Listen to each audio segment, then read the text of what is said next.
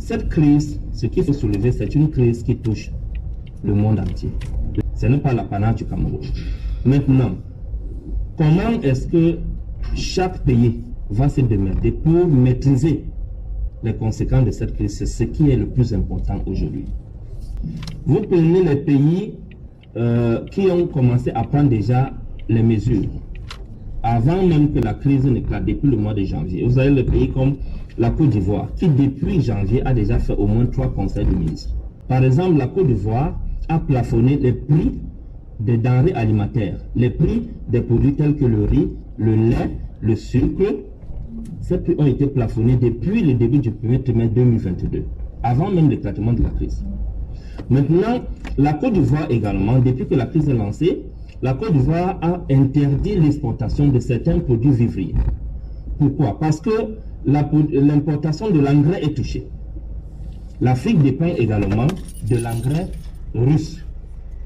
Et ça fait que la Côte d'Ivoire a pris des mesures dès le début du premier trimestre, quand la crise venait de commencer, de ne plus importer certains produits vivriers pour les conserver la production locale et pouvoir répondre donc. La revalorisation des allocations familiales, l'extension du bénéfice de l'indemnité de logement, la revalorisation de l'indemnité de transport, le relèvement de l'indice référentiel de base, autant d'avantages annoncés par le chef de l'État. Je vous assure que c'est effectif. Et là, nous sommes vraiment, personnellement, moi je suis heureuse de cette augmentation-là. Il y a une plus-value, effectivement. Ce qui a été ajouté apporte un soulagement aux ménages, comme je le dis, un soulagement dans les différentes familles. Disons merci au président de la République. Il démontre qu'il est plus facile de gouverner en respectant sa parole et en étant à l'écoute de ses administrés. Remarquez le large sourire sur le visage, ça veut dire que les choses sont effectives. Vraiment, c'est une bouffée d'oxygène. Ce marché d'Accra, Ousseynou Gueye peine chaque jour un peu plus à faire ses courses.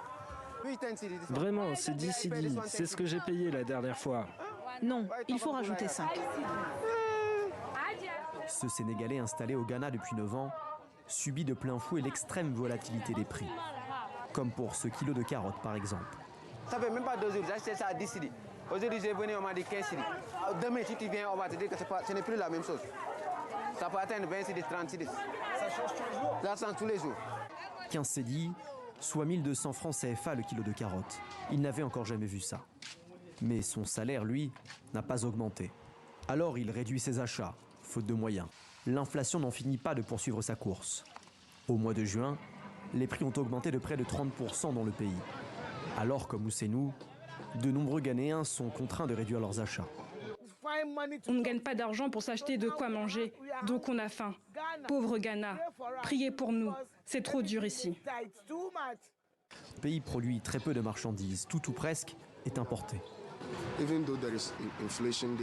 Même en pleine période d'inflation, si vous produisez localement au moins des légumes dans votre pays, vous pouvez mener des politiques pour maîtriser le marché et stabiliser l'économie.